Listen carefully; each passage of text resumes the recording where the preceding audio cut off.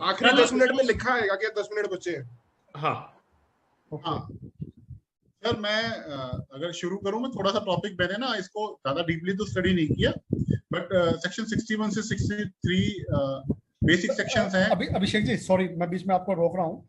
मैं दोबारा बता देता हूँ आपको। अब लगता है हम सारे कंफर्ट बैठे हैं। मेरा कंसेप्ट ये था कि हमारे यहाँ पर कोर्ट्स में बहुत से डॉक्यूमेंट ऐसे आते हैं जो बेसिकली इशू तो किए हुए हैं ए अथॉरिटी ने, ठीक है, लेकिन उसको बी अथॉरिटी लेकर आती है अपने स्टाम्प से सर्टिफाइड करके, जो कि एविडेंस एक्ट अलाउ नहीं करता एज ए प्राइमरी एविडेंस। बिल्कुल ठीक है, लेकिन वो डॉक्यूमेंट धड़ल्ले से कोर्ट के अंदर एग्जिबिट लगते हैं ऑब्जेक्शंस करने के बावजूद भी। सर अगर मेरी एक रिक्वेस्ट है। हाँ जी भैया। हाँ जी सर प्लीज। ऐसा कर लेते हैं, अभी एक बार अभिषेक जी इसका इंट्रोडक्शन दे देंगे सेक्शन 61, 62, 63 का एक ब्रीफ इनका हो जाएगा। कल हम क्वेरीज सेक्शन में रख लेंगे, उसमें ये आपकी ये भी आ जाएगी आपकी। हम इसको फिर परसों भी डिस्कस कर सकते हैं, कल भी हम थोड़ा लंबा टाइम मीटिंग में डिस्कस कर सकते हैं इसको। ठीक है जी अभिषेक जी। सर मैं आपकी बात से सहमत हूँ, क्योंकि when I started reading this, question पहला एक आया कि the topic is proof of contents of documents. Section 61 की हेडिंग स्टार्ट यहाँ से होती है। Proof of content of documents की जब बात आती है तो डॉक्यूमेंट की डेफिनेशन और डॉक्यूमेंट्स में क्या क्या इंक्लूड आता है, ये क्वेश्चन आता है। डॉक्यूमेंट्स के अंदर एवरीथिंग, जिससे आपको मैं एक रफ आइडिया दे रहा हूँ एज अ लेमैन, कि जो डॉक्यूमेंट चाहे वो इलेक्ट्रॉनिक रिकॉर्ड हो, जिससे आपका जो मुद्दा है वो साबित होता हो, चाहे वो साइंस है, चाहे वो मार्क्स हैं, चाहे वो स्टेटमेंट्स हैं जो रिटर्न के अंदर हैं, जो विजिबल हैं, वो सारे डॉक्यूमेंट्स के अंदर आते हैं। तो उसके कंटेंट्स को प्रूव कैसे किया जा सकता है? उसको प्रूव करने के लिए, उस डॉक्यूमेंट्स को प्रूव करने के लिए दो टाइप से डॉक्यूमेंट्स को डिवाइड किया गया है। First of all a primary document और सेकेंडरी डॉक्यूमेंट। अब क्वेश्चन आता है कि प्राइमरी एविडेंस और सेकेंडरी एविडेंस उस डॉक्यूमेंट के रिगार्डिंग कैसे आएगी और डॉक्यूमेंट्स क्या होंगे। उससे पहले पुष्कर जी एक बात आपकी मैं बड़ी कर रहा हूं कि क्वेश्चन एक ही आता है कि admissibility of both the documents का क्वेश्चन है, वो हमेशा अधूरा रह जाता है। सर आपने तजुर्बा किया होगा इस चीज का कि जब हम डॉक्यूमेंट्स टेंडर करते हैं, एग्जिबिट तो लग गया, उसकी एविडेंटरी वैल्यू को जब हम असेस करते हैं, उस समय ये क्वेश्चन उठना चाहिए कि whether this is a primary document और whether this is a secondary document. अब वो क्वेश्चन कभी भी डिसाइड कोर्ट नहीं करती। एग्जाम्पल के तौर पे प्राइमरी और सेकेंडरी को डिफाइन कर देते हैं। First of all carbon copy. Carbon copy के बारे में सेक्शन 62 और सेक्शन 63 जो प्राइमरी और सेकेंडरी को डिफाइन करते हैं, दोनों के सबसेक्शन 2 के अंदर डिफाइन किया गया कि carbon copy as a primary भी ट्रीट की जा सकती है और एज अ सेकेंडरी भी ट्रीट की जा सकती है और किसी भी सूरत में ट्रीट नहीं की जा सकती। पर आखिरी में क्वेश्चन ये आता है कि अगर वो दोनों लग भी जाती है एग्जिबिट, तो उसकी एविडेंटरी वैल्यू कैसे राइज करेंगे? वो क्वेश्चन हमेशा डिस्प्यूटेड रहता है। नंबर ऑफ जजमेंट्स आती है कि मियर marking of documents is not, मियर marking of exhibit is not enough, but उसके बाद भी कोर्ट इसको कंसिडर नहीं करती। कंटेंट्स की बात करें, फर्स्ट ऑफ ऑल सेक्शन 62, मैं रेफरेंस के लिए एक्ट खोल रहा हूं क्योंकि मैं ग्रैब नहीं कर पाया इसको।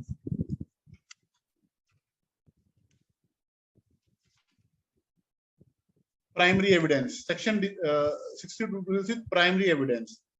तो प्राइमरी एविडेंस के अंदर सिर्फ इतनी सी बात जो एक काबिले गौर बात है, सिंगल लाइन के अंदर, जो डॉक्यूमेंट इन ओरिजिनल कोर्ट के इंस्पेक्शन के लिए अवेलेबल हो, that is a primary evidence.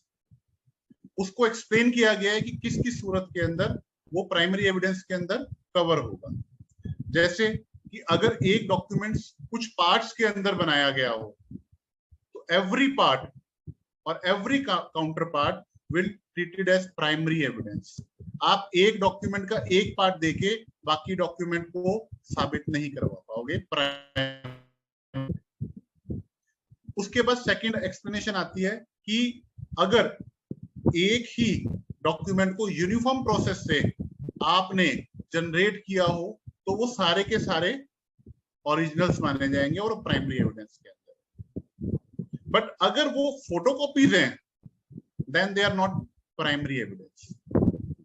तब वो एक दूसरे की कंटेंट्स को तो साबित कर देंगे पर ओरिजिनल के कंटेंट्स को साबित नहीं करेंगे। मेरे ख्याल से यहां तक अगर आप लोगों को क्लियर समझ आ रहा है तो मैं कंटिन्यू करूं। सर दीप जी, आप कुछ कहना चाह रहे हैं? ओके, थम्स अप कर रहा था। Okay sir. Okay, okay, thank you, thank you. अब सेकेंडरी एविडेंस की बात करते हैं। तो सेकेंडरी एविडेंस कब आएगी रोल में? जब प्राइमरी एविडेंस की अवेलेबिलिटी नहीं होगी एट दैट टाइम। तो सेकेंडरी एविडेंस के अंदर जो सबसे पहले एग्जांपल दिया गया कि सर्टिफाइड कॉपीज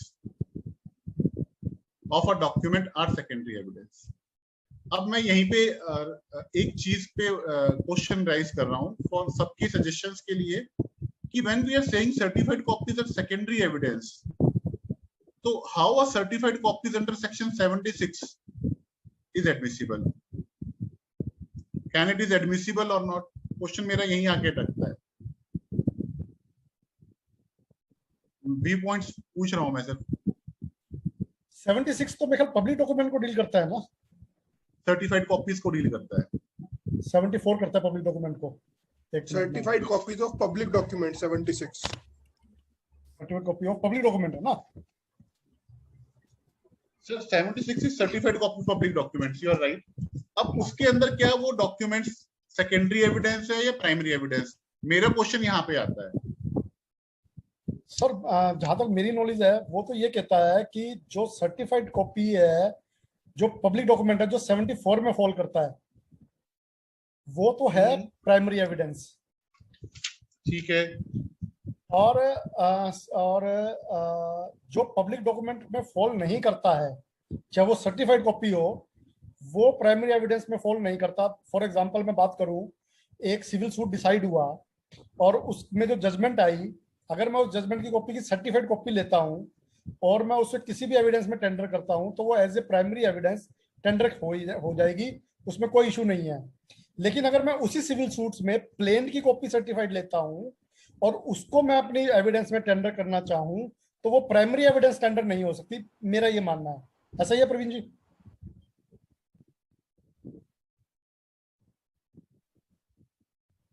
एक बार क्वेश्चन फिर से बताओगे अपना? अभिषेक जी ये कह रहे हैं कि जो सर्टिफाइड कॉपी है, जो पब्लिक डॉक्यूमेंट की सर्टिफाइड कॉपी है, वो प्राइमरी एविडेंस नहीं है, सेकेंडरी एविडेंस है या प्राइमरी एविडेंस है, ऐसा कुछ इनका 76 के अकॉर्डिंगली सेक्शन। मैं ये कह रहा हूं, जो 70 सपोज कीजिए एक सिविल सूट डिसाइड होने के बाद वो फाइल पब्लिक डॉक्यूमेंट की कैटेगरी में फॉल कर जाती है कि कोई भी आदमी उसकी सर्टिफाइड कॉपी ले सकता है उस फाइल में से। ठीक है। अगर मैं उस फाइल में से जजमेंट की सर्टिफाइड कॉपी लेता हूं और उसको मैं टेंडर करना चाहूं अपने किसी और जगह, तो वो एग्जिबिट हो जाएगी एज ए प्राइमरी एविडेंस। लेकिन अगर उस डिसाइडेड फाइल में से मैं प्लेन की कॉपी को सर्टिफाइड लेता हूं और उसे मैं अपनी एविडेंस में टेंडर करना चाहूं, तो वो as a primary evidence tender नहीं हो सकती, वो सेकेंडरी एविडेंस टेंडर होगी। मेरी इंटरप्रिटेशन ब्रॉडली, हाँ, इसमें ब्रॉडली हमें ना डॉक्यूमेंट्स की जो सर्टिफाइड कॉपी, किस डॉक्यूमेंट की सर्टिफाइड कॉपी पर से एडमिसिबल है directly without examining any evidence witness, और कौन से डॉक्यूमेंट की सर्टिफाइड कॉपी पर से एडमिसिबल नहीं है, पहले हमें इसको समझना होगा। सेक्शन 76 जो है वो certified copy of public documents है। तो जो पब्लिक डॉक्यूमेंट्स हैं उसकी सर्टिफाइड कॉपी सेक्शन 79 बोलता है इट इज पर से एडमिसिबल। उसके लिए विटनेस को एग्जामिन करने की जरूरत नहीं है, वो डायरेक्टली आप टेंडर कर दोगे, वो एविडेंस में एग्जिबिट हो जाएगी। जो नॉन पब्लिक डॉक्यूमेंट है, अदर डॉक्यूमेंट्स है, प्राइवेट डॉक्यूमेंट्स है, सेक्शन 75। जो प्राइवेट डॉक्यूमेंट्स हैं उसकी सर्टिफाइड कॉपी जो है वो पर से एडमिसिबल नहीं है। फॉर एग्जांपल प्लेंट है, तो प्लेंट के बारे में वैसे दोनों व्यूज हैं, डिफरेंट व्यूज हैं। ऐसे व्यू भी है कि पब्लिक डॉक्यूमेंट है, ऐसे व्यू भी पब्लिक डॉक्यूमेंट नहीं है। पब्लिक डॉक्यूमेंट होने का कारण तो लॉजिक तो ये रहता है कि क्योंकि वो एक जुडिशियल फाइल का पार्ट है, इसलिए पब्लिक डॉक्यूमेंट है। बट जो व्यू आता है कि पब्लिक डॉक्यूमेंट नहीं है, दोनों तरह के जजमेंट्स हैं। जिसमें ये आता है कि पब्लिक डॉक्यूमेंट नहीं है, उसमें ये बोलते हैं कि ठीक है जुडिशियल रिकॉर्ड का तो पार्ट है, बट ये डॉक्यूमेंट एग्जीक्यूट किसी प्राइवेट इंडिविजुअल ने किया है, साइन किसी प्राइवेट इंडिविजुअल के, इसलिए ये पब्लिक डॉक्यूमेंट नहीं है। तो अगर प्लेंट को पब्लिक डॉक्यूमेंट ट्रीट करते हो, उस केस में उसकी सर्टिफाइड कॉपी सेक्शन 79 में पर से एडमिसिबल है, और इन केस प्लेंट को पब्लिक डॉक्यूमेंट नहीं ट्रीट करते हैं तो उस केस में वो पर से एडमिसिबल नहीं है। सर इसमें एक चीज और अगर आप इजाजत दे तो मैं एक चीज और इसमें सबमिट करना चाहूंगा कि जब सर्टिफाइड कॉपी ऑफ प्लेंट की जिक्र आती है तो उसकी रेलेवेंसी और relevancy to the present matter भी मैटर करती है उसकी पर्सी एडमिसिबल के लिए।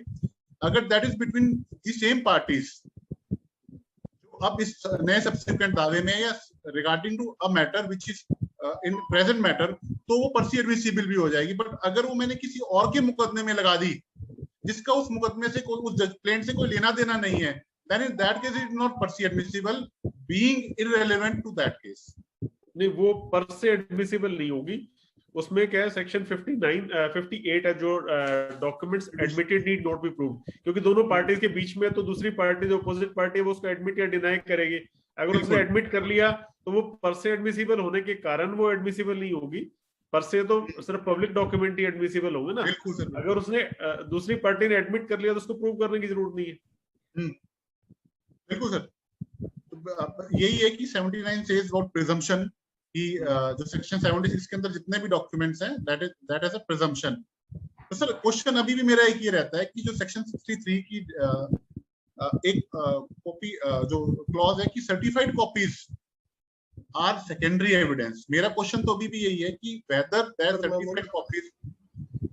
हाँ मैं बोलूं सर, आपके क्वेश्चन का आंसर करूं? हाँ प्लीज सर, ये तो कहीं डिस्प्यूट है ही नहीं कि सर्टिफाइड कॉपी सेकेंडरी एविडेंस है या प्राइमरी एविडेंस है, क्योंकि section 63 sub clause 1 clearly declare कर रहा है कि certified copy is a secondary evidence. तो ये प्राइमरी एविडेंस तो बनेगा ही नहीं कभी भी, उसको छोड़ दीजिए। लेट मी कंप्लीट सर, मैं सारी बात बताता हूँ आपको, प्लीज प्लीज। ठीक है सर। उसके बाद हम आते हैं सेक्शन 76 पे। सेक्शन 76 कहीं भी ये बात नहीं कर रहा कि ये प्राइमरी है या सेकेंडरी है। सेक्शन 76 तो ये बता रहा है कि किसी भी पब्लिक डॉक्यूमेंट को सर्टिफाई कौन सी अथॉरिटी कर सकती है। एग्जैक्टली मेरा क्वेश्चन भी यही था। बात को हम दूसरी जगह लेंगे पर वो that is a practical aspect जो हमें जानना चाहिए।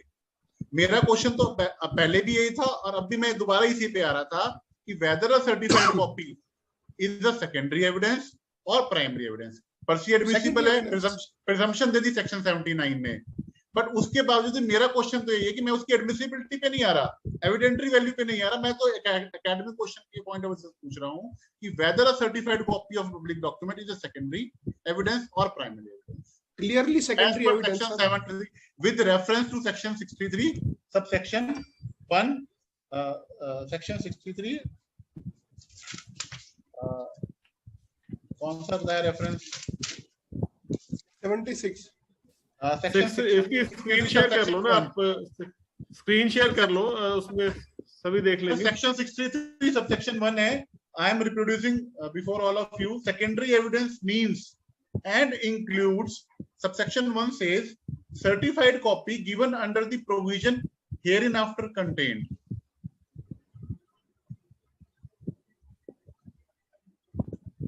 This is good. 63 कर लो, 63 कर लें सर। ये कैसे हुआ? Screen sharing sir. Okay, I will learn it. So section 63 subsection 1, secondary evidence means and includes certified copies given under the provision here in the under contained. तो मेरा question सिर्फ इसलिए था जब सेक्शन 63 से डील कर रहा था कि whether a certified copies even taken under section 76 क्या वो सेकेंडरी एविडेंस के अंदर आएगी या प्राइमरी एविडेंस? मेरा क्वेश्चन तो ये था सर। इसका आंसर है सेक्शन 61 में। Yes sir. Contents of a document may be proved either by primary or by secondary evidence. So yes, sir. Both the evidence are admissible, yes, primary as well as secondary. So if it is a certified copy by virtue of provision contained in section 76, it would be per se admissible. and by if it is issued by some of public office regarding a public document, in that case section 76 gives a presumption that it is a public document and it can be proved by way directly tendering the document. Exactly, तो जो इसके अलावा अगर certified copy है, किसी private individual ने कर रखी है या पब्लिक डॉक्यूमेंट की सर्टिफाइड कॉपी नहीं है, उस केस में उसको प्रूव करना पड़ेगा by examining some. Exactly sir, exactly. तो मैं इसको सम अप कर दूं सर, जो मेरा क्वेश्चन था और जो इसके जितने भी सजेशंस आए, मेरा क्वेश्चन सर यही था टू क्लैरिफाई द थिंग्स कि even though secondary certified copy is a secondary evidence, though it is perceived admissible and had presumptive value under section 70 read with section 76 और 79। तो हम कंफ्यूज हो जाते हैं कि which document is primary और मतलब प्राइमरी एविडेंस और which is secondary evidence। तो ये क्वेश्चन आता है कि ये डॉक्यूमेंट जो है being secondary evidence भी perceived admissible है, जहां हम कई बार खा जाते हैं। जैसे कई बार जब एक सेल डीड का मुकदमा है, स्पेसिफिक परफॉर्मेंस का दावा है और उसमें एक सेल डीड चैलेंज कर रखी है डिफेंडेंट की, तो सर्टिफाइड कॉपी टेंडर हो जाती है प्लेंटिफ द्वारा, वो पर सी एडमिसिबल है क्योंकि दैट इज अ डिस्प्यूटेड, वो चैलेंज नहीं की किसी ने। क्या सेल डीड? हाँ सर, सेल डीड चैलेंज की डिफेंडेंट द्वारा जो एग्जीक्यूट सेल डीड की सर्टिफाइड कॉपी पर से एडमिसिबल, आप ये कह रहे हो? नहीं, वो उस समय हो जाती है सेक्शन 58 के रेफरेंस में बीइंग एडमिटेड। किस 58 के रेफरेंस में अगर एडमिटेड है तो एडमिटेड है तो सर मेरा क्वेश्चन है यहाँ पर। एक मिनट जो सेल डीड, हाँ जी सर, मैं बोलूं प्लीज सर। सेल डीड की सर्टिफाइड कॉपी है वो पर से एडमिसिबल है? नहीं सर, मैंने कहा कि वो एडमिसिबल है, पर सी एडमिसिबल अगर मैंने बोला तो I am clarifying it, that is admissible admission के बेसिस पे ना, एडमिशन की सेक्शन 58 के बेसिस पे। तो अगर वो तो 58 के बेसिस पे तो अगर फोटोकॉपी होगी, अनसर्टिफाइड कॉपी होगी, तभी वो एग्जिबिट हो जाएगी, प्रूव हो जाएगी। सर अब 58 के बारे में there are different views of courts. Court के ऊपर डिपेंड करता है कि अगर दोनों ने वो एडमिशन दे भी दिया कि फोटोकॉपी है और दूसरी पार्टी ने एडमिट कर लिया, कि वो उसको कंसीडर करती है या नहीं करती। नहीं, कोर्ट को तो फिर अगर दोनों पार्टीज एडमिट करके आ रही है किसी डॉक्यूमेंट को, चाहे वो सर्टिफाइड है, अनसर्टिफाइड है, फोटोकॉपी, ओरिजिनल है, कोई भी है, तो उसके बाद कोर्ट को तो वो एडमिट करना पड़ेगा ना। कोर्ट उससे, एक पार्टी ने कोई डॉक्यूमेंट प्रोड्यूस किया, दूसरी पार्टी ने एडमिट कर लिया, तो कोर्ट ये नहीं कह सकती कि हम तो नहीं मानते, कोर्ट नहीं ऐसा कर सकती कि उस डॉक्यूमेंट को ना माने। कोर्ट के पास ऑप्शन है उसमें, यही है, कोर्ट के पास ऑप्शन ही खत्म होगी ना, क्योंकि 58 के तहत तो बात ही खत्म होगी, चाहे मैं फोटोकॉपी लिया हूं। एक क्वेश्चन आता है, मेरा एक क्वेरी है इसी को जस्टिफाई करते हुए कि दो बंदे कंसेंट डिग्री पे आ जाते हैं on basis of photocopy, but that is not proved according to law. अब उसको कैसे जस्टिफाई करेगी, क्योंकि वो टाइटल का डिस्प्यूट है और टाइटल का क्वेश्चन है, दो एडमिटेड।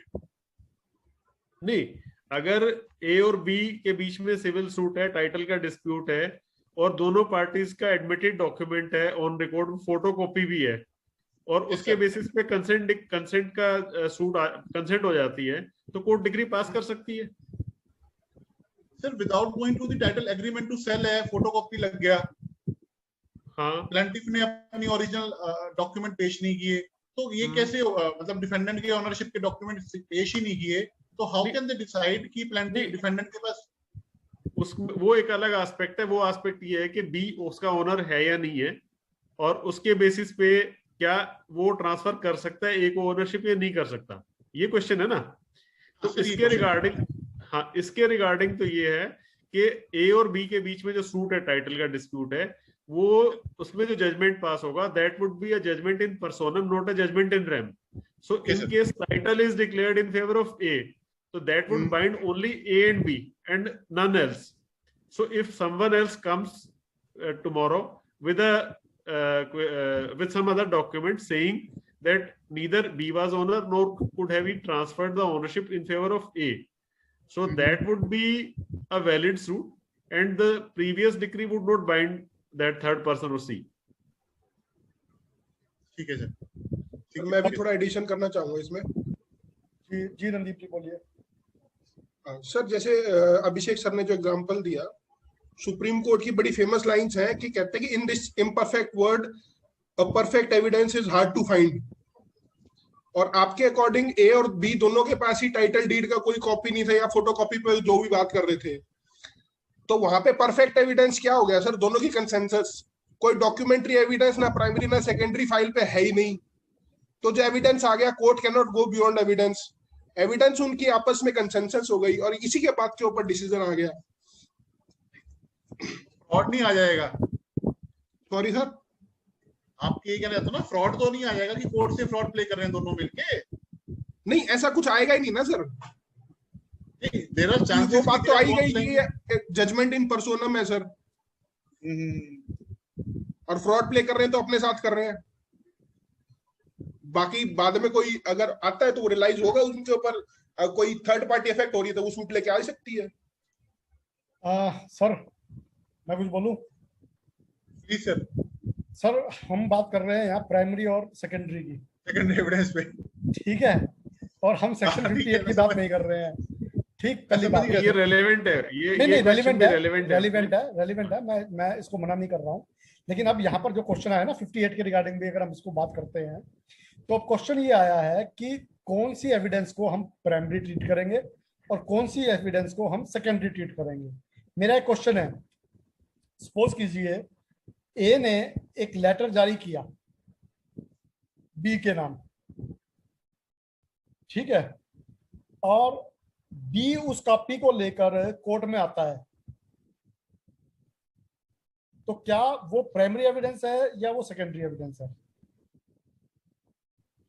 लेटर ओरिजिनल है, लेटर ओरिजिनल है, ओरिजिनल है तो 62 बोलता है कि वो प्राइमरी एविडेंस है। प्राइमरी एविडेंस है सर।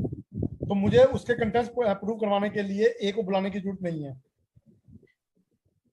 एज अगेंस्ट ए नहीं है सर, अपने लिए कुछ प्रूव करना चाहते हो तो पड़ेगी, क्योंकि वो डॉक्यूमेंट सिर्फ ए के अगेंस्ट में प्राइमरी माना जाएगा एज पर explanation 1 and 2 of 62 and read with 63 सब प्लस 4।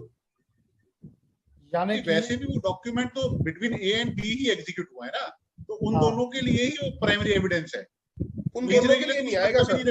अगर दोनों के साइन है तो दोनों के लिए, अगर एक बंदे के साइन है नहीं भी है, अगर दोनों के नहीं भी हैं और बी ए के साइन है और बी के पास है, तो अगर ए वो बी प्रोड्यूस भी कर देता है ना उसको, तो that is a primary evidence, उसको प्रूव कराने की जरूरत नहीं है। Exactly, primary evidence in respect of A only sir, B के रिस्पेक्ट में प्राइमरी एविडेंस नहीं कहलाएगा वो, मतलब ए के रिस्पेक्ट में नहीं कहलाएगा, नहीं वो नहीं प्राइमरी तो रहेगा, प्राइमरी तो रहेगा। अगर ओरिजिनल डॉक्यूमेंट आ गया है, मान लो डिस्प्यूट, ए ने एक लेटर इशू किया बी के पास, बी को इशू किया, और बी और ए के बीच में डिस्प्यूट है, बी ने वो लेटर प्रोड्यूस कर दिया तब भी प्राइमरी है। बी का सी के साथ डिस्प्यूट है, लेटर ए ने बी को इशू किया था, बी ने तब प्रोड्यूस कर दिया तब भी वो प्राइमरी है, बट वो उसको प्रोड्यूस, उसको एग्जिबिट कराने का या प्रूव करने का तरीका डिफरेंट है दोनों में। बिल्कुल बिल्कुल। अच्छा, अब मैं इसी को मॉडिफाई कर रहा हूँ, इसी क्वेश्चन को, कि ए ने 2 कॉपी तैयार करी, एक ओरिजिनल और एक कार्बन, कार्बन बी को भेजी है उसमें। सर बी, वो जो कार्बन कॉपी है that is executed as original और अ कार्बन कॉपी, जहां पे उसकी प्राइमरी और सेकेंडरी एविडेंस की वैल्यू आती है। देयर आर, आप सेक्शन 62 और सेक्शन 63 का सबसेक्शन 2 पढ़ेंगे, वो उसमें और डिफाइन करता है। कैसे डिफाइन करता है कि अगर एक डॉक्यूमेंट इन डुप्लीकेट तैयार हुआ है तो दोनों डॉक्यूमेंट प्राइमरी एविडेंस है। अगर एक डॉक्यूमेंट तैयार हुआ, उसकी कार्बन कॉपी तैयार की गई है और वो हमने पहले जो ओरिजिनल डॉक्यूमेंट है उसके साथ मैच कर ली, मतलब वेट कर ली, तो वो सेकेंडरी एविडेंस में मानी जाएगी।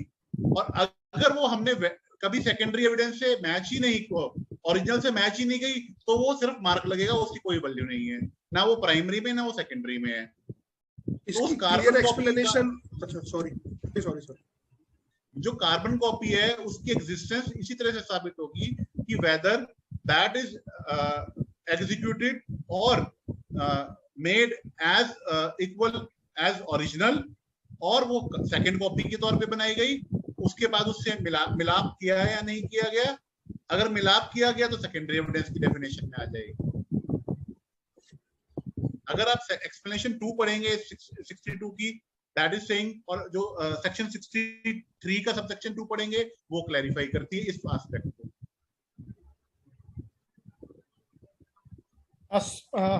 मेरा क्वेश्चन हो रहा है इसी एविडेंस के रिगार्डिंग ही। सपोज कीजिए एक ओरिजिनल डॉक्यूमेंट ए की कस्टडी में है, ठीक है सर, बी के पास उसकी फोटोकॉपी है, ठीक है, और ए उसको दे नहीं रहा, फाइल पे नहीं लेके आ रहा, तो बी उस डॉक्यूमेंट को कैसे प्रूव करे फिर? सेक्शन 65 ए में प्रूव कर देगा सर। सेक्शन 65 ए पढ़े, सेक्शन 65 पढ़े सर, secondary evidence how to be proved. और कार्बन कॉपीज के लिए लैंडमार्क केस है sir Prithvichand state of Haryana, मेरे ख्याल 1980s के समथिंग के आसपास है सर, सुप्रीम कोर्ट का केस है। उसमें कार्बन कॉपीज के लिए डिटेल में दिया हुआ है कि कार्बन कॉपीज कब तो प्राइमरी कहलाएंगी और कब सेकेंडरी कहलाएंगी। ये जजमेंट मेरे को शेयर कर देना एक बार। मैं बस ये है कि कार्बन कॉपीज अगर एज इट इज है तो प्राइमरी कहलाएंगी, अदरवाइज सपोज आपने मेन कॉपी पे तो सिग्नेचर कर रखे हैं और कार्बन कॉपीज पे इनिशियल मार रखे हैं, तब वो सेकेंडरी हो जाती है। इस तरह से कुछ उसमें काफी एक्सप्लेनेशन है। वही डिफरेंस है, वही एक्सप्लेनेशन में आ जाएगा। बाकी सर क्लियर करेंगे। प्रवीण सर कहाँ गए? सर प्रवीण जी यही है। मेरे ख्याल से जो कंफ्यूजन जो हो रहा है ना, सॉरी क्या आप कुछ बोल रहे थे सर? मैं हेलो, हाँ नहीं सर, मैं तो आपसे ही कह रहा हूँ सर, प्लीज। अच्छा चलो, मैं कह रहा हूँ कि शायद कंफ्यूजन इस वजह से है कि हम पब्लिक डॉक्यूमेंट और प्राइवेट डॉक्यूमेंट, सर्टिफाइड कॉपी और प्राइमरी एविडेंस और सेकेंडरी एविडेंस, इसके बीच में शायद कहीं कंफ्यूज कर रहे हैं। सर मुझे तो नहीं लगता ऐसा। अच्छा, तो मेरे पार्ट प्राइमरी एविडेंस शायद फिर मैं इसको इस तरीके से नहीं समझ पा रहा, शायद फिर इस वजह से हम समझ रहे हैं कि प्राइमरी एविडेंस और सेकेंडरी एविडेंस को जब हम कंपेयर करते हैं तो हमारा इंप्रेशन ये है कि सेकेंडरी एविडेंस इंफीरियर है।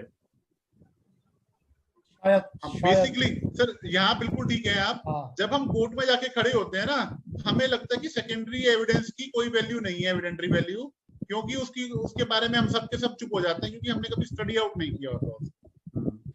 आप वाली बात से बिल्कुल सहमत हूँ मैं प्रवीण भाई साहब की इसी बात को ना थोड़ा सा एलोबरेट कर देता हूँ कि जो भी भाई साहब कह रहे हैं कि हम एविडेंस को लेकर थोड़े से कंफ्यूज रहते हैं। सपोज कीजिए मेरे पास ओरिजिनल सेल डीड है और मैं उस सेल डीड को लेकर आता हूँ, तो वो प्राइमरी एविडेंस मैं फाइल के ऊपर पेश कर सकता हूँ, कोई प्रॉब्लम नहीं है। आई थिंक सो, अगर मेरी फेवर में मेरी एग्जीक्यूट की हुई है वो सेल डीड तो। लेकिन हम जनरल प्रिंसिपल में क्या करते हैं, हम जनरल प्रिंसिपल में सपोज कीजिए दूसरी पार्टी तहसीलदार से एक सर्टिफाइड कॉपी ले लेती है उस सेल डीड की, और वो अपनी विटनेस में सम्मन टू विटनेस करती है, क्लर्क को बुलाती है, समरी क्लर्क को बुलाती है, और ओरिजिनल सेल डीड जो उनके पास रजिस्टर्ड है तहसीलदार के पास, और वो आके उसको ऑथेंटिक करता है कि यस कि ये सेल डीड हमारे यहाँ एग्जीक्यूट हुई थी, जो हमारे इस नंबर पर रजिस्टर्ड है, और ये इसकी सर्टिफाइड कॉपी है। बेसिकली ये सेकेंडरी एविडेंस है जो मैं मानता हूं। जहां तक सेल डीड की बात है ना, सेल डीड और एक इसके अलावा एक बात और है कि कोई भी डॉक्यूमेंट है उसकी दो चीजें प्रूव करनी होती है, एक डॉक्यूमेंट की एग्जीक्यूशन और दूसरा डॉक्यूमेंट का कंटेंट। एग्जीक्यूशन या एग्जिस्टेंस और दूसरा उसका कंटेंट। तो जहां तक सेल डीड की बात है, सेल डीड के बारे में बिल्कुल ठीक है, ऐसा ही है कि आप सर्टिफाइड कॉपी आपने ले ली तो वो क्योंकि पब्लिक डॉक्यूमेंट नहीं है, पर से एडमिसिबल नहीं है, तो आपको उसका एग्जिस्टेंस प्रूव करने के लिए जहां पे उसका रजिस्ट्रेशन हुआ है वहां से आपको कोई जो भी कंसर्न रिकॉर्ड कीपर है उसको संबंध करना पड़ेगा, वो ओरिजिनल लेके आएगा, जो वहां रिकॉर्ड में रखी हुई है वो ओरिजिनल है, उससे कंपेयर करके वो उसको उसका एग्जीक्यूशन मतलब उसका वो प्रूव करेगा कि एग्जिस्टेंस प्रूव करेगा।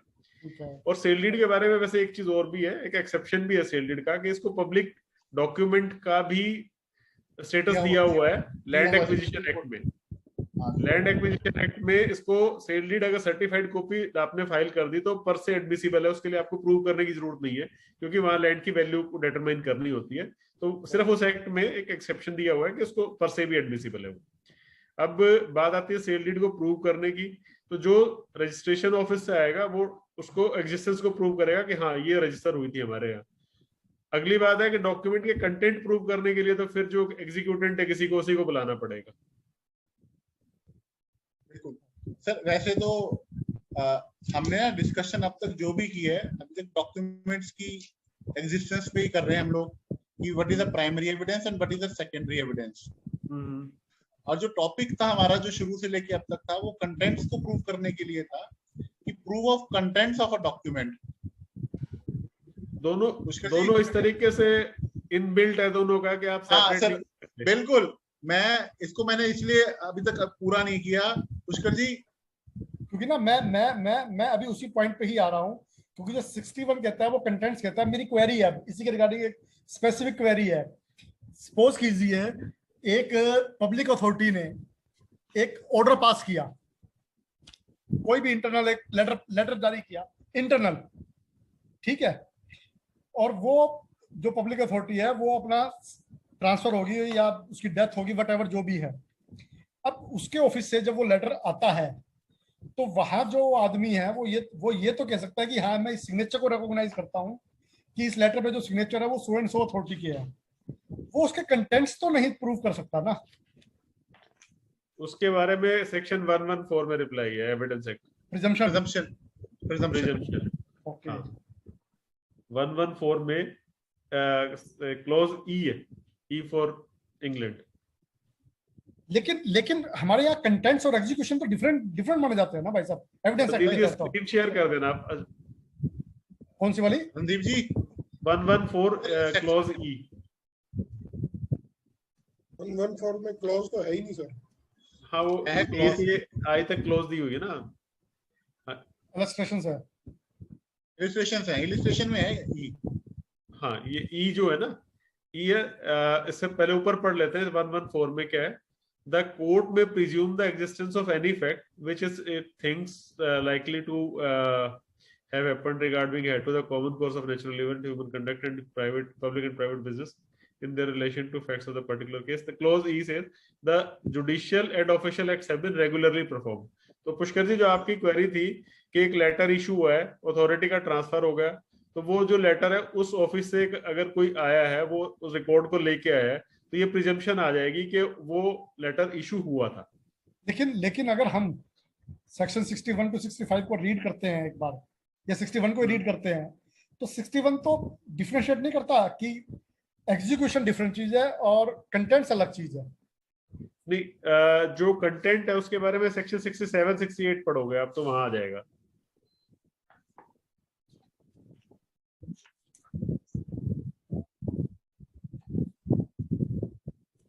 नीचे Proof of signature and handwriting of a person alleged to have signed or written document produced. If a document is alleged to be signed or to have been written wholly or in part by any person, the signature of handwriting of so much of the document as is alleged to be that person handwriting must be proved to be in his handwriting. ये execution की बात है, ये execution की बात है। और contents sir section 84 और एक बार आप रेफर कर रहा हूं मैं, सेक्शन 84 और देख लें एक बार Pushkar ji. Section 84 presumption as to collection of laws and reports of decisions. नहीं ये तो अच्छा है, दूसरा आ गया।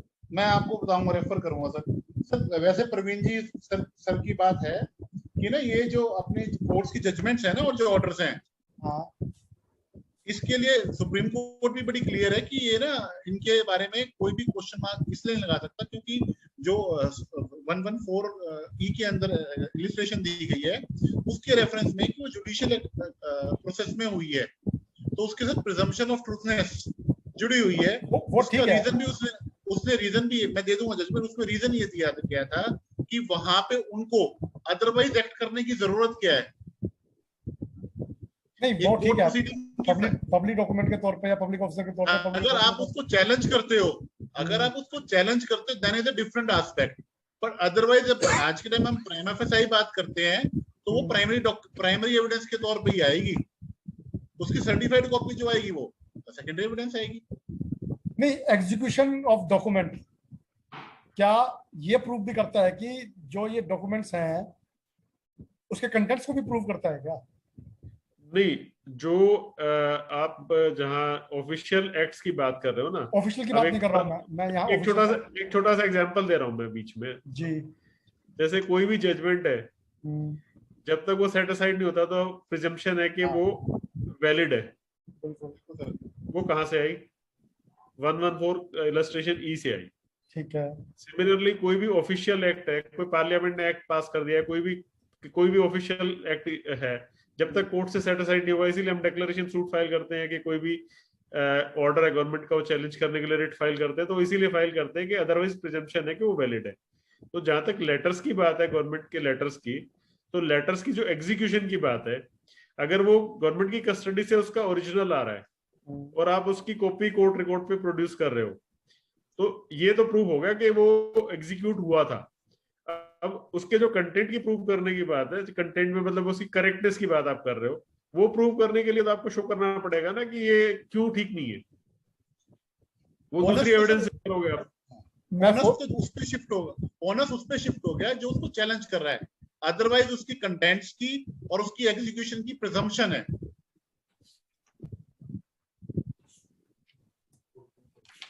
अगर ये ना 101 ऑनवर्ड्स जो है ना, वो उसमें आ जाता है कि जो आप जिसको आप चैलेंज कर रहे हो।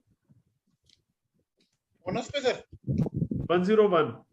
हाँ ओनस, हाँ ओनस पे आ गया ना सर हम 101 बर्डन ऑफ प्रूफ का। बिल्कुल बर्डन ऑफ प्रूफ में आ गए। पुष्कर जी आपका जवाब ये है कि you are challenging, so you have to prove the contents are not according to what you are asserting. मैं एक बार सर्विस मैटर की एक प्रपोजिशन देता हूँ आप लोगों को। बेसिकली क्या होता है कि मैं एम्प्लॉय हूँ, मेरे खिलाफ एक अथॉरिटी ने पुनिशमेंट ऑर्डर जारी कर दिया, 2 इंक्रीमेंट परमानेंटली बंद कर दी मेरी। ठीक है, मैंने सूट फाइल किया कि भाई ये जो ऑर्डर है ये against the principle of natural justice है और अगेंस्ट द सर्विस रूल्स है। सिर्फ इस ग्राउंड के ऊपर मैंने चैलेंज कर दिया और मैंने अपनी एविडेंस रीड कर दी और उसके अंदर मैंने सिर्फ चार्जशीट जो मुझे मिली और जो पुनिशमेंट ऑर्डर है जो मुझे मिला, मैंने दोनों एग्जिबिट कर दिए, बात खत्म। अब जब डिफेंडेंट आता है विटनेस बॉक्स में, पहली बात तो वहां पर आता है क्लर्क। ठीक है, वो क्लर्क क्या करेगा, वो कंप्लीट इंक्वायरी फाइल को लेके आएगा, वो चार्जशीट भी टेंडर करेगा, वो हमारे रिप्लाई को भी एग्जिबिट लगाएगा, वो अपॉइंटमेंट ऑफ इंक्वायरी ऑफिसर के ऑर्डर को भी फाइल पे लगाएगा, वो इंक्वायरी फाइल को भी एग्जिबिट करेगा, वो इंक्वायरी रिपोर्ट को भी एग्जिबिट करेगा, वो शो कॉज नोटिस को भी एग्जिबिट करेगा और वो पुनिशमेंट ऑर्डर को भी एग्जिबिट करेगा। हम मेयरली कह देते हैं all the documents are objected to. ठीक है, तो अब मैं सिर्फ ये जानना चाह रहा हूं कि क्या वाकई वो डॉक्यूमेंट एग्जिबिट लगने लायक थे या नहीं। अगर मैं स्पेसिफिक बात करूं, क्या इंक्वायरी रिपोर्ट एग्जिबिट होनी चाहिए? मेरे हिसाब से नहीं होनी चाहिए। क्यों? क्योंकि वो जो अथॉरिटी ने इंक्वायरी रिपोर्ट फाइल की है वो उसकी एक पर्सनल ओपिनियन है on the basis of record या जो भी उसने इंक्वायरी कंडक्ट की है, वो विटनेस बॉक्स में नहीं आ रहा है, वो उसने एक रिपोर्ट जारी कर दी। ठीक है, वो मुझे भी नहीं, उसने कभी मुझे प्रोवाइड नहीं करवाई उसकी, ना मुझे कभी एंडोर्स की उसकी कॉपी को। ठीक, और उसके जो कंटेंट्स हैं कि वाकई ही ये कंटेंट्स उसके लिखे हुए हैं या नहीं है, क्या जो बातें उसने लिख रखी है वो वेरीफाई कंफर्म है या नहीं है, वो कैसे प्रूव होंगी? इसमें ना 2 पार्ट है आपकी क्वेरी के जी। एक पार्ट तो जैसे आपने कहा कि सूट फाइल किया आपने 2 ग्राउंड्स पे, प्रिंसिपल्स ऑफ नेचुरल जस्टिस और अगेंस्ट सर्विस रूल्स जी। तो अब इसमें जो इशू है वो यही है, आपको जो प्रूव करना है सेक्शन 101 में, और 102 ज्यादा स्पेसिफिक है। 102 में बर्डन आपके ऊपर है, क्योंकि आपने अगर ये प्रूव नहीं किया तो आपका सूट फेल हो जाएगा। बिल्कुल ठीक है, डिपार्टमेंट को कुछ प्रूव करने की जरूरत नहीं है आपको प्रूव, क्योंकि अदरवाइज प्रिजम्पशन है कि जो गवर्नमेंट ऑर्डर है, जो गवर्नमेंट के जो एक्ट्स हैं वो लीगल है 114E में। अब आपने जब चैलेंज किया उसको तो आपके ऊपर बर्डन है। अब आपने जो डॉक्यूमेंट प्रोड्यूस कर दिए, एक तो वो बात है। दूसरी बात जो आपका क्वेश्चन का दूसरा पार्ट है कि जो डॉक्यूमेंट्स डिपार्टमेंट लेके आ रहा है वो डॉक्यूमेंट प्रूव करने के लिए इंक्वायरी ऑफिसर को सम्मन करना पड़ेगा। वो आके कहेगा कि मैंने इंक्वायरी रिपोर्ट दी थी। आप ये कहना चाह रहे हो? अगर इस एनालॉजी को हम करें तो फिर तो कोई भी जजमेंट अगर किसी जज ने पास किया है तो उस जजमेंट की सर्टिफाइड कॉपी या कॉपी प्रोड्यूस करने के लिए हमें जज को बुलाना पड़ेगा कि मैंने जजमेंट पास किया था। देखिए वो हमारा जो सेक्शन 74 है वो उसको पब्लिक डॉक्यूमेंट की डेफिनेशन में फॉलो कर रहा है। इंक्वायरी रिपोर्ट पब्लिक डॉक्यूमेंट में फॉलो नहीं कर रहा है। कि उसके उस ऑर्डर को प्रूव करने के लिए मुझे वो, हाँ बोलो अभिषेक जी। क्वेश्चन जो मेरे को समझ आया है, आप ये कहना चाह रहे हो कि जो इंक्वायरी रिपोर्ट गलत आई है उसको साबित करने के लिए इंक्वायरी ऑफिसर को विटनेस बॉक्स में स्टेप इन करना चाहिए, अदरवाइज वो एग्जिबिट नहीं लगेगी। वो मेरे खिलाफ नहीं रीड आउट होगी ना, क्योंकि वही तो आगे बताएगा कि भाई मैंने in compliance of the principle natural justice और under the provisions of the service rules मैंने ये इंक्वायरी कंडक्ट की है। आपने बेसिकली आप इंक्वायरी रिपोर्ट को चैलेंज कर रहे हो कि वो बंदा जिस बंदे ने उस इंक्वायरी रिपोर्ट को लिखा वो आके उसको साबित नहीं कर रहा, क्योंकि मैंने तो अपने प्लेंट में सारे कंटेंट्स ले लिए कि इंक्वायरी हुई नहीं, ना मुझे कभी इंक्वायरी ऑफिस ने बुलाया, ना मेरे को ज्ञान रिकॉर्ड करवाया, ना मेरे को। अब सर क्वेश्चन 2 यहाँ पे बनते हैं कि आपने इंक्वायरी ऑफिसर को इन पर्सन पार्टी बनाया है या डिपार्टमेंट को पार्टी बनाया है। अगर इंक्वायरी ऑफिसर को इन पर्सन अगर आपने पार्टी बनाया है, वो स्टेप इन नहीं करता, तो इंक्वायरी रिपोर्ट टेंडर नहीं होगी एविडेंस के अंदर, कोई दूसरा बंदा आके जय कर जाए। देखिए जनरली हम बनाते नहीं है, लेकिन जहां मेलाफाइडी के एलिगेशंस होते हैं हमारे, वहां मैं तो उसको सर जब तक मेरे खिलाफ एलिगेशन नहीं है, जब तक मेरे खिलाफ एलिगेशन नहीं है, मेरे को आपने उसको सफाई देने का मौका नहीं बनाया, तो why should I step in into witness box to say ये इंक्वायरी रिपोर्ट मैंने बनाई है। उसकी वैल्यू आ गई, आपने उसको एज इट इज एडमिट कर लिया on fake apparent on the face of the record कि इंक्वायरी रिपोर्ट ओके है। चलिए, क्योंकि आपने मेरे को तो पार्टी नहीं बनाया। अभिषेक जी यहाँ तो होगी लीगली बात, अब मैं प्रैक्टिकल एस्पेक्ट से बात करता हूँ आपके साथ। क्या इशू कह रहे हैं प्रवीण सर कुछ कह रहे हैं इस बारे में? हम मैं एक मिनट में, जहां तक आपकी बात है कि inquiry report without examination of inquiry officer can not be proved because it is not a public document by under section 75। तो इसमें ना एक बात तो ठीक है, अगर कोई पब्लिक डॉक्यूमेंट है तब तो उसको पर से एडमिसिबल है ही। दूसरा, जो डॉक्यूमेंट पर से एडमिसिबल नहीं है उसके बावजूद भी सेक्शन 114 इलस्ट्रेशन ई में उसके बारे में प्रिजम्पशन है। अगर इंक्वायरी रिपोर्ट प्रॉपर आ रही है, या तो आप उसको जो प्रोड्यूस करिए आप उसको डॉक्यूमेंट के एग्जिस्टेंस को चैलेंज कर रहे हो, तब तो उनके ऊपर बर्डन है उस चीज को प्रूव करने का। अगर वो इंक्वायरी रिपोर्ट आ रही है और आप उस इंक्वायरी रिपोर्ट को उसके एग्जिस्टेंस को चैलेंज नहीं कर रहे, आप ये नहीं कह रहे कि ये इंक्वायरी रिपोर्ट दूसरी है, मेरी इंक्वायरी रिपोर्ट कोई और पास हुई थी, जब तक आपका ये केस नहीं है तब तक इंक्वायरी ऑफिसर को आके प्रूव करने की जरूरत नहीं है। जहां तक उसकी मेलाफाइडी की बात है, अगर आप मेलाफाइडी के एलिगेशन लगाओगे उस केस में इंक्वायरी रिपोर्ट आप तब भी एडमिट कर रहे हो। इंक्वायरी रिपोर्ट तो आप एडमिट कर रहे हो ना, उसकी जो भी कॉपी आ रही है, आप सिर्फ ये एलिगेशन मेलाफाइडी के लगा रहे हो, तो मेलाफाइडी प्रूव या डिस्प्रूव करने के लिए आपको उसको पार्टी बनाना पड़ेगा इंक्वायरी ऑफिसर को, वो एक अलग एस्पेक्ट है। पर जहां तक उसका प्रूफ ऑफ इंक्वायरी रिपोर्ट की बात है, उसके लिए अलग से आपको प्रूफ उसको एग्जामिन करवाने की जरूरत नहीं है। ठीक है अभिषेक जी, समझ गए? मैं तो समझ गया, मैं तो सर वाली बात को ही कह रहा हूँ। देखो कल को मेरे मुकदमे में ये कहेगा जी इंक्वायरी ऑफिसर आपको पुष्कर जी ने पेश नहीं करा। नहीं, मैं परवीर आर्य जी को पार्टी बनाऊंगा। हाँ, देखा आगे ना भाई साहब, परवीर आर्य जी को पार्टी बनाऊंगा। आप क्या लगता है सर एक केस में? नहीं, पर्सनली अच्छा, आप मजाक कर सकते हो, मैं ना करूं। मेरी कंफ्यूजन है सर। हाँ बताइए रणदीप जी, आप बताइए। रणदीप जी सर, इसमें जैसे आप कह रहे हो कि इंक्वायरी रिपोर्ट को हम चैलेंज कर रहे हैं, या इंक्वायरी रिपोर्ट एक ओपिनियन है किसी एक पर्सनल आदमी की या किसी भी इंक्वायरी ऑफिसर की, हम किसी ओपिनियन को तो मेरे हिसाब से चैलेंज कर ही नहीं सकते। हम तो उसके ग्राउंड्स को चैलेंज करेंगे कि ये जो ग्राउंड्स है इसकी ओपिनियन के, दैट आर एब्सर्ड। बिल्कुल, जहां तक मैं समझता हूं सर। बिल्कुल ठीक बात है। ओपिनियन को आप चैलेंज नहीं कर सकते, वो तो उसका पर्सनल ओपिनियन है, और ओपिनियन से क्योंकि कोर्ट बाउंड नहीं है, इवन एक्सपर्ट के ओपिनियन से भी कोर्ट बाउंड नहीं है। पर क्योंकि जो इंक्वायरी रिपोर्ट है वो ओपिनियन नहीं होती, वो एक जुडिशियल फाइंडिंग होती है, और वो आपके लीगल राइट्स उसको अफेक्ट करती है, इसलिए आप उसको चैलेंज करते हो। मेरा आपके बारे में क्या ओपिनियन है, मैं कुछ भी मेरा ओपिनियन होगा, उसको आपको चैलेंज करने की जरूरत ही नहीं है। लेकिन मैं एक जुडिशियल फाइंडिंग दूंगा कि आपका मिसकंडक्ट है, मेरी उसमें रिटर्न में रिपोर्ट है, आप उसी को चैलेंज करोगे ना।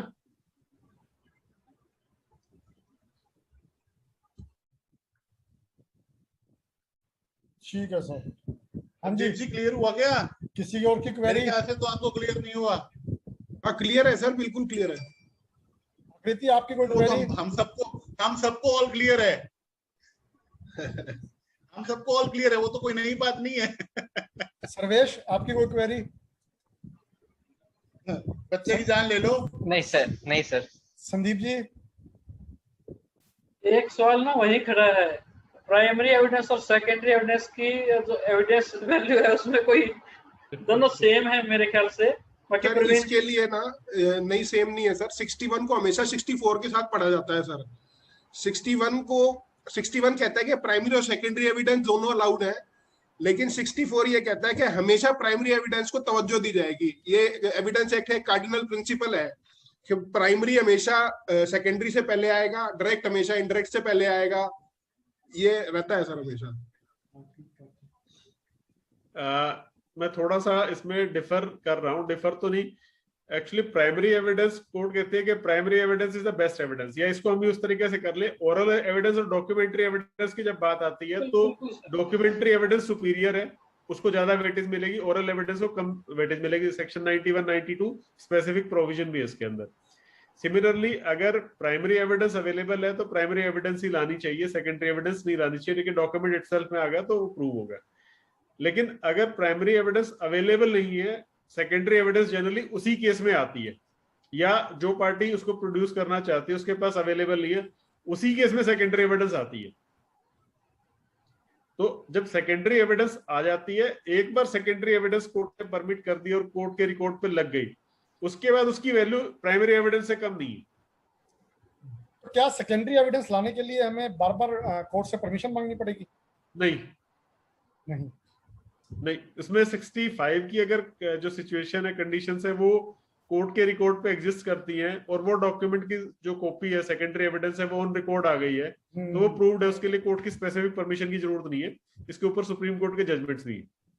यानी कि सेकेंडरी एविडेंस हम मोस्टली परमिशन तब मांगते हैं जब किसी भी एंगल से हमें ओरिजिनल नहीं मिल सकता। उसकी एग्जिस्टेंस डिस्प्यूटेड हो सर बेसिकली, तो या एग्जिस्टेंस डिस्प्यूटेड हो या डॉक्यूमेंट अवेलेबल ना हो किसी वजह से भी, लॉस्ट हो या इलेजिबल हो, किसी वजह से भी, किसी वजह से भी। हाँ, डॉक्यूमेंट अगर मान लो अवेलेबल नहीं है तो हमें फिर सेकेंडरी की परमिशन मांगनी पड़ेगी अगर हमारे पास फोटोकॉपी है तो। हाँ, to prove the contents of the document, existence of secondary evidence. I think मेरे ख्याल क्लियर है सबको आज का। मैं संदीप जी से पूछो। कई बार ना एक प्रैक्टिकल एस्पेक्ट है, कई बार हम ऑब्जेक्शन कर देते हैं किसी एविडेंस को लेके, एग्जिबिट लगते हैं उस टाइम पे, कोर्ट्स मैक्सिमम ये बोल देती है चलो एग्जिबिट लगने तो बाद में डिसाइड कर लेंगे। कई बार होता है ये, इस टाइम आप झगड़ा मत करो, इसको एग्जिबिट लगाने दो और इसको बाद में डिसाइड करेंगे, बाद में फिर वो एज एग्जिबिट चलता रहता है। सर ऑर्डर 13 रूल 4 सीपीसी से जैसे आपने ऑब्जेक्शन लगा दी, court has to decide the objection first, पर हम लोग क्योंकि रूटीन में कोर्ट के साथ काम कर रहे होते हैं तो इग्नोर कर देते हैं, हम लोग की बाद में देख लेंगे। तो ये हमारे पार्ट पे भी उतना ही इक्विवेलेंट फॉल्टी है जो कोर्ट के पार्ट पे है। अभिषेक, मेरा ऐसा मानना है। नहीं अभिषेक जी, ठीक है, ऑर्डर 13 में है ऐसा प्रोविजन कि ऑब्जेक्शन को कोर्ट डिसाइड करेगी, बट अभी रिसेंटली जजमेंट्स आए हैं कि सुप्रीम कोर्ट ने ऐसा बोला है कि अगर कोई डॉक्यूमेंट की एडमिसिबिलिटी पे डिस्प्यूट है तो उस पे कोर्ट अपना टाइम वेस्ट ना करके फॉर द टाइम बिंग उसको मार्क कर दे एग्जिबिट, और eight the time of final decision जब कोर्ट बाकी इशू डिसाइड करेगी तो इस इशू को भी डिसाइड कर देगी कि डॉक्यूमेंट एडमिसिबल है या नहीं। तो जो अभी कोर्ट्स लगा रही हैं, एग्जिबिट लगा रही हैं फॉर द टाइम बिंग, वो उसी जजमेंट के बेसिस पे लगा रही है। भैया वो जजमेंट आप शेयर कर देना प्लीज। मैं कर दूंगा शेयर। Order 13 rule 4। तो आपकी बात ठीक है, तो आपकी बात ठीक है सर, ऑब्जेक्शंस कितने भी ले लें हम लोग बाद में, प्रैक्टिकली जितने पिछले कुछ सालों से हम ये प्रॉब्लम फेस कर रहे हैं। तो इसमें जज आप कहता तो है, जज कहता तो है कि हम। अभिषेक जी एक मिनट, हाँ जी, क्या आप सजेशन दे रहे हो भाई साहब?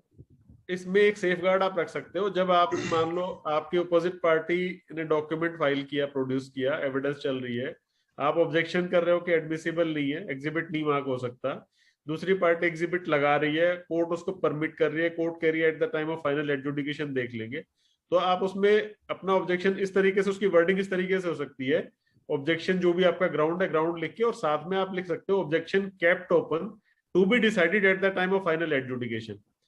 अब ये वर्डिंग आपकी आ गई उस टाइम पे, एग्जीबिशन के टाइम पे, और बाय चांस फाइनल जजमेंट के अंदर कोर्ट ने उसको टच ही नहीं किया उस चीज को, तो अपील में आपका एक ग्राउंड हो जाएगा कि कोर्ट ने इसको अनडिसाइडेड रखा है, तो जो जजमेंट है वो इस ग्राउंड पे भी सेट असाइड हो सकता है। बिल्कुल ठीक है। पहले ये चीज लिखवाया करते हम लोग, ये हाँ, लेकिन पुराने बाद में धीरे धीरे प्रैक्टिस ऐसी होती चली गई, और अब तो ऑब्जेक्टिव 2 लिखवाया और बात खत्म। हालांकि आकृति और रणदीप ने नोट भी किया होगा, मैं आज भी ये लिखवाता हूँ कि मैं किस ग्राउंड के ऊपर इसको चैलेंज कर रहा हूँ। मैं कभी खाली वेग नहीं लिखवाता objective 2 on the ground of so and so and so on the mode of proof, on the mode of ground. तो ठीक है, ग्राउंड तो आपने लिखवा दिया, अच्छी बात है। ग्राउंड अब वो नहीं लिखवाते कि the objection remain kept open वाली बात नहीं लिखवाते। हाँ, ये बेसिकली तो ये ऑब्जेक्शन केप्ट ओपन है ना, कोर्ट की ऑब्जर्वेशन है बेसिकली, होना ये चाहिए court observation objection kept open. Sir मेरा बिल्कुल आप वाली बात बिल्कुल सहमत है। This is the observation of court. Court will write down when I raise the objection, court will say कि yes I have hear your objection and I am kept open this objection to be decided at final argument। हाँ, court मतलब ये बात court में तो वैसे court room में तो बोल ही रही है वर्बली तो, बट क्योंकि कोर्ट रिकॉर्ड पे नहीं आ रही तो आप बाद में इसको प्रूव कैसे करोगे, तो इसलिए उसको अगर वहीं पे नोट डाउन भी करवा दो तो बाद में आपको इजी रहता है। आप eight the time of final arguments भी कोर्ट को बोल सकते हो कि आपने उस वक्त ये क्वेश्चन ओपन रखा था, आप डिसाइड करो इसको, और अगर वो डिसाइड नहीं करती कोर्ट तो फिर वो आप अपील में चैलेंज कर ही सकते हो इस चीज को। मतलब क्या इसको जिमनी ऑर्डर मेंशन करा सकते हैं सर? हाँ जी, इस चीज को जिमनी ऑर्डर मेंशन करवा सकते हैं रिक्वेस्ट करके? डेफिनेटली करवा सकते हो, क्योंकि कोर्ट उसको पेंडिंग रख रही है ना, तो आप बिल्कुल जिमनी ऑर्डर में भी लिखवा सकते हो और एविडेंस के बीच में भी लिखवा सकते हो। While mentioning the objection उसके बाद भी लिखवा सकते हैं। तभी तो आएगी ना, अदरवाइज कोर्ट उसको ओपन रख ही रही ना। हाँ, तभी तो जिमनी ऑर्डर में आएगी ना, क्योंकि उसने हमने एविडेंस में लिखवा लिया ना उस लाइन को, तभी वो वहां लिख रही है ऑर्डर के अंदर। अच्छा भैया, आपने वो जजमेंट देनी है ऑर्डर 13 रूल 4 वाली, ठीक है। रणदीप जी, आपने वो पृथ्वी सिंह वाली स्टेट ऑफ हरियाणा वाली जजमेंट देनी है। ठीक है सर। अगर सारे मेंबर्स अगर एग्री करते हैं तो हम एक व्हाट्सएप पे ग्रुप बना सकते हैं, ताकि हम जो भी इंफॉर्मेशन है उसमें शेयर करते रहें। बना दीजिए सर। क्या साइड बाय साइड में फिर सबको मैं मैसेज करता रहूं। व्हाट्सएप ग्रुप बनाने में तो मेरे ख्याल से किसी को कोई ऑब्जेक्शन नहीं होना चाहिए, बट वो स्पैमिंग ना हो उसके अंदर, बस सिंपली ये है कि ना वो तो हमारे ग्रुप में कोई गुड मॉर्निंग गुड इवनिंग नहीं होती है, जो आएगी रेलेवेंट आएगी, वो तो क्लियर फंडा है। एक तरीका है सर, रखें ग्रुप सर उसका एक तरीका है, व्हाट्सएप ग्रुप को मैनेज करने का एक तरीका है, एडमिन को सिर्फ उसमें अपडेट करने की इजाजत हो। नहीं, हमें जो भी देना एडमिन को दे देंगे, वो अपडेट कर देगा। नहीं, अभिषेक की प्रॉब्लम कहाँ आती है, वो कर तो लेते हैं, उसमें एडमिन के ऊपर बर्डन ज्यादा हो जाता है। सर हमें तो डालना ही आप लोगों पे बर्डन है, हमें क्यों लेना है बर्डन आप लोगों के होते हुए? मैं कोई एडमिन नहीं हूँ। मैं तो बिल्कुल खुला हूँ, आप और पुष्कर जी होते हैं, हम बर्डन क्यों लें बताएं? ग्रुप का मेरे को नाम सजेस्ट कर दो, मैं नाम क्या रखूं ग्रुप का? बना लो सर, कुछ भी बना लो, ग्रुप घंटाल बना लो, कुछ भी बना लो। इसको ग्रुप को आप टेलीग्राम पे भी रख सकते हो वैसे, है ना? टेलीग्राम पे रख सकते हैं। हाँ, वो ज्यादा बढ़िया है मेरे ख्याल से। टेलीग्राम पे रख लें सर, वो देख लो जो बेटर लगता हो, टेलीग्राम या व्हाट्सएप। टेलीग्राम पे रख लेते हैं। नाम बताओ ग्रुप का। वो डिसाइड कर लेंगे, जस्ट वो डिस्कस कर लेंगे। वो एक बार किसी भी नाम से रख लो, उसी ग्रुप में डिस्कस कर लेंगे। चलो ठीक है, मैं फिर ग्रुप बना देता हूँ। और अभी आज सुरेंद्र शर्मा जी ज्वाइन नहीं कर पाए, उनको कोई काम जाना पड़ गया, और अनुराग जी भी ज्वाइन नहीं कर पाए, वो कल ज्वाइन करेंगे दोनों। बना लो सर, बना लो। और अब इसमें एविडेंस वाले में सर अभी तो ये मेरे ख्याल से आज वाले कंटेंट्स तो कंप्लीट तो नहीं हुए, तो कल हमने इसी सब्जेक्ट को ही कैरी करना है या नया सब्जेक्ट लेके आना है? इसी को कंटिन्यू कर लेते हैं, थोड़ा सा इसका स्कोप एनलार्ज कर लेते हैं। इसमें हम डॉक्यूमेंट्री एविडेंस का एक लिमिटेड एस्पेक्ट ना रख के 61 to 63 या और लिमिटेड एस्पेक्ट ना रख के डॉक्यूमेंट्री एविडेंस को सारे को डिस्कस कर सकते हैं हम, या ओरल एविडेंस को भी इसमें इंक्लूड कर सकते हैं। ठीक, कर सकते हैं। तो फिर कल हमारा वही 3 बजे का टाइमिंग रहेगी। मैं मीटिंग शेड्यूल कर दूंगा और आप लोगों को मैं भेज दूंगा। कल हमारा इसमें एक, हाँ जी, इसको एक स्टेप बाय स्टेप ले लें। प्राइम, जैसे हमने आज तो एविडेंस प्राइमरी और सेकेंडरी की है, अब प्राइवेट डॉक्यूमेंट और पब्लिक डॉक्यूमेंट उसकी एविडेंस कैसे लगेगी उसके बारे में अगर कल का रख लें ओरल और उसको बाद में रख लें, क्योंकि एक दिन में होगा नहीं सर। तो वो हम कंटिन्यू कर लेंगे। मैं वही कह रहा हूँ कि एक बार इसका डिस्कशन कर लेते हैं, हम स्कोप एनलार्ज करते चले जाएंगे, हम इसी पे डिस्कशन करेंगे 2 या 3 दिन। ठीक है सर, अगर सभी एग्री कर रहे हो तो इस बात पे। हाँ सर ठीक है, बिल्कुल। आई एम तो कल का हमारा टॉपिक है एविडेंस ओरल एंड डॉक्यूमेंट्री। ठीक है, ऐसे रख लो, थोड़ा कॉम्प्रिहेंसिव है ज्यादा। उसमें सारे 92 तो सर बहुत बड़ा है सर। 91-92 तो बहुत बड़ा है सर। नहीं, हम सेक्शन की बात ही नहीं कर रहे हैं ना, अब तो हम कंसेप्ट की बात कर रहे हैं, सिर्फ evidence both oral and documentary, खत्म। मेरे को 91-92 ने तो वकील बनाया सर। नहीं, आप उसमें है ना, आप एक लिमिटेड एस्पेक्ट पे बात कर रहे हो कि exclusion of oral evidence bye documentary evidence. हम थोड़ा सा बहुत बड़ा है सर। ओरल एविडेंस 59-60 को भी कवर करने की सोच रहे हैं। हाँ सर, बिल्कुल बिल्कुल सर, बिल्कुल। बहुत बड़ा टॉपिक है सर, बहुत बड़ा टॉपिक है। और तो never ending process evidence act, तो इतना कुछ निकल के आएगा सर।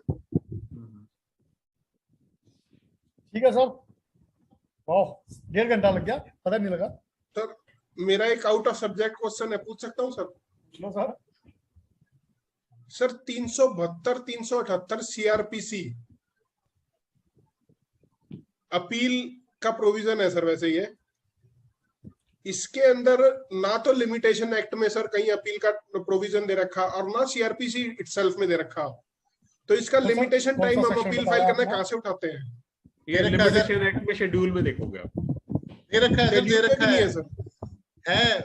है अपील का भी है, 372 की अपील का भी प्रोविजन दे रखा है, अपील अगेंस्ट एक्यूटल का।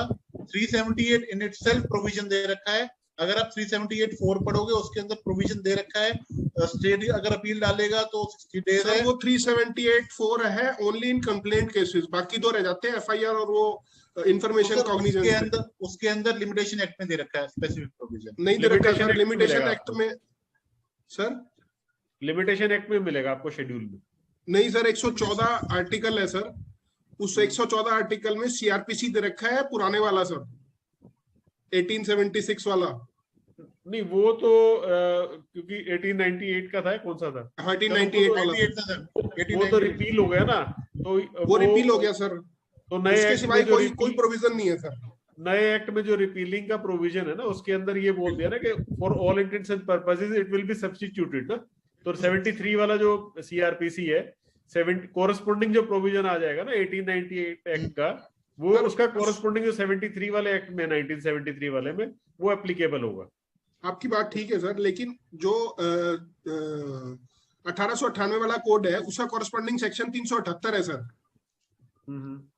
ठीक है, और जो 1898 वाले कोड में तो सारी अपील का प्रोविजन दे रखा है, और 378 में केवल अपील का प्रोविजन दे रखा है for the cases, complaint cases only, जहां पे कंप्लेंट केस हो गए। लेकिन अगर किसी केस पे कॉग्निजेंस एफआईआर पे या इंफॉर्मेशन पे ली गई है तो उसका अपील टाइम नहीं दे रखा। सेकेंडली 372 में जो अपील टाइम है वो कहीं मेंशन्ड नहीं है सर। चलो इसको अभिषेक जी कल देख लेते हैं, सर। रणदीप जी इसको थोड़ा स्टडी कर लेते हैं, क्योंकि अभी ऑफ एंड इतना आइडिया नहीं लग पा रहा जो आपकी 372 की आ रही है, तो हमें शायद मेरे ख्याल से नहीं इतना आइडिया है। तो कल इसके बारे में हम रिवर्ट कर देते हैं। बिल्कुल रख लेते हैं, सीआरपीसी कर लेंगे। लिमिटेशन एक्ट में मेरे ख्याल से जो आर्टिकल 114 आप कह रहे हो ना, मेरे ख्याल से 372 उसमें कवर्ड। नहीं, एक काम करते हैं रणदीप जी, नहीं कवर्ड सर। रणदीप जी हम एक काम करते हैं, देखो हमारा सब्जेक्ट चल रहा है अभी एविडेंस एक्ट का, ठीक है? अगर आपकी क्वेरी अर्जेंट नेचर की नहीं है तो अर्जेंट तो नहीं है सर, वो पेंडिंग है बस कई दिन से। ठीक है ना, आप ना अपनी क्रिमिनल्स की कुछ क्वेरीज, मैं सभी मेंबर से कह रहा हूँ, अपनी क्रिमिनल्स की सारी क्वेरीज को इकट्ठा कर लो। हम स्पेसिफिकली किसी दिन एक क्रिमिनल की रखेंगे क्लास। ना सर, क्रिमिनल मत रखना किसी को। क्रिमिनल, सॉरी यार, तू यार बीच में ना टांग मत लगता, को म्यूट करता हूँ। ठीक है, तो इसमें ना हम एक काम करेंगे, किसी दिन हम जब क्रिमिनल प्रोसीडिंग्स का कोई सेशन लेंगे ना, तो उसमें संदीप साहब को इनवाइट कर लेंगे। तो आई थिंक वहां से अपनी जो सारी क्वेरीज के आंसर प्रॉपर्ली मिल जाएंगे। क्यों? ठीक है ना भाई साहब? बिल्कुल बिल्कुल परफेक्ट। ऐसा कर लेंगे ना भाई, एक अच्छा सा सेशन हो तो उसमें फिर संदीप साहब की हमारे को इनपुट्स मिल जाएंगी सारी की सारी।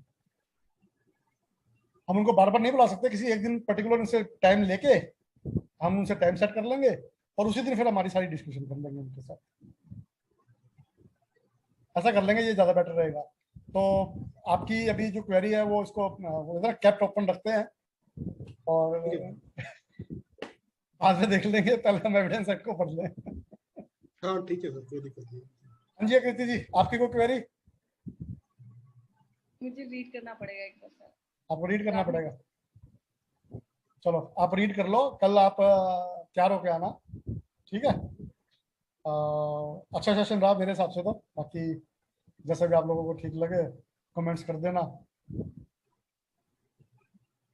सर्वेश पूछ लो, सर्वेश का भी कोई क्वेरी हो सकती है, सर्वेश से पूछ लो। सर मेरे को भी अभी स्टडी करना पड़ेगा, और जो मैं स्कोप सोच के आया था उससे बहुत बड़ा है एंड मेरे को रीस्टडी करना पड़ेगा। चलो कर लो स्टडी, अभी तो हमारा कंटिन्यू रहेगा, कल भी करेंगे कंटिन्यूस पे। कल बेसिकली हम सेक्शन 59 से डील कर रहे हैं ना फिर। इस हेलो, को हम ऐसा कर लेते हैं कि देखो एविडेंस एक्ट में ना, एविडेंस एक्ट में जो एविडेंस के रिगार्डिंग है ना, चैप्टर 4, 5, 6 हम तीनों ही कवर कर लेते हैं। ठीक है, चैप्टर 4, 5, 6 ठीक है, डन। 59 to 100 हो गए ना? हाँ ठीक है, 56 to 100 सॉरी। 56 to 100। तो पुष्कर जी वोट ऑफ थैंक्स बोल दो सबका। सर 3 भी आ गया, चैप्टर 3 भी आ गया सर। अच्छा चैप्टर 3 भी आ गया, हाँ तो उसको भी कवर कर लेते हैं। चैप्टर 3 56 से शुरू है सर। अच्छा ठीक है, ना? हाँ ठीक है, हाँ ठीक है 56 से मतलब एडमिसिबिलिटी का जो सारे होगा ना, ठीक है 56 ऑनवर्ड चैप्टर 3 भी आ गया। सर ये तो एक हफ्ते सर का काम हो जाएगा। एक रिक्वेस्ट और है पुष्कर जी, सर एक रिक्वेस्ट और है। जी सर हुक्म। हम तो होस्ट हैं बच्चे सारे, आप पैनलिस्ट पे तो आप और प्रवीण जी हैं, तो पहले आप दोनों डिसाइड करें कि कल आप कौन सा टॉपिक पे हमें बताएंगे। ऐसा बताओ कौन से टॉपिक पे बताओगे आप? एक बार मैं फिर से बताना अभिषेक जी, क्या बोला आपने कि आप होस्ट हो? सर हम सारे होस्ट हैं 6 के 6। अच्छा पैनलिस्ट कौन है? आप और पुष्कर जी। नहीं ये तो रोल स्वैप करने पड़ेंगे। नहीं सर ऐसा नहीं है, आज तो आप फंस गए हैं आप। नहीं आप होस्ट के रोल में नहीं हो सकते, आप तो पैनलिस्ट ही रहोगे। सर वो तो पहले आप लोग बताएं, कल आप लोग क्या क्या पढ़ाएंगे सर हमें। नहीं मैं तो देखो लर्नर के तौर पे आऊँ, मैंने शुरुआत में कह दिया था क्लैरिटी के साथ कि मैं तो लर्नर हूँ, मैं तो आप लोगों के ज्ञान को वो कहते हैं ना, आप हम सबको एक्सप्लॉइट करके ना सारे राजा नहीं, आप राजा नहीं बन सकते कि हमसे सारा ज्ञान लेके बैठ जाओगे, तो ऐसा तो होने देंगे नहीं हम। देखो सर मेरे पास ज्ञान होता तो फिर मैं इसकी क्लास क्यों लगाता, फिर मैं उसकी क्लास लगाता ना जो मुझे ज्ञान बांटना होता। मैं तो ज्ञान लेने के लिए बैठा हूँ यहाँ पर। वो तो आपने बांट के देख लिया। No personal comments. ऐसा अभिषेक जी आपकी बात का जवाब दे रहा हूँ कि हमें पैनलिस्ट और होस्ट की जरूरत नहीं, हमारा ये वाला फॉर्मेट ज्यादा अच्छा है। सर आप अपने एडमिशन से विड्रॉ नहीं कर सकते। नहीं वो मेरा सजेशन था, पर वो सजेशन इम्प्लीमेंट करते उससे पहले हमारा नया फॉर्मेट आ गया, तो ये अच्छा है। चलो सर इसको वाइंड अप करते हैं। आप सबका बहुत बहुत धन्यवाद, vote of thanks. Thanks sir कि आप लोगों ने जो इनिशिएटिव लिया है उसमें दिल से पार्टिसिपेट किया है, और मुझे लगता है कि आने वाले समय में हमारी टीम बड़ी होती चली जाएगी और हम लार्जर स्केल पर अपनी जो लीगल नॉलेज है उसको एनहांस करने में हमें काफ़ी मदद मिलने वाली है, मैं ये समझ फील कर रहा हूँ। तो अगेन थैंक्स, कल मिलते हैं सही 3 बजे, लिंक मैं आप लोगों को भेज दूंगा। ठीक है sir, thank you sir, thank you all, thank you sir, bye bye.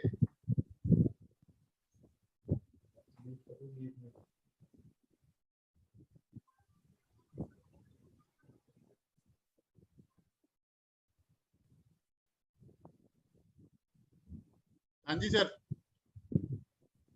भाई तू लीव क्यों नहीं करता, जाता क्यों नहीं तू? क्यों ऐसे थोड़ा सारे लीव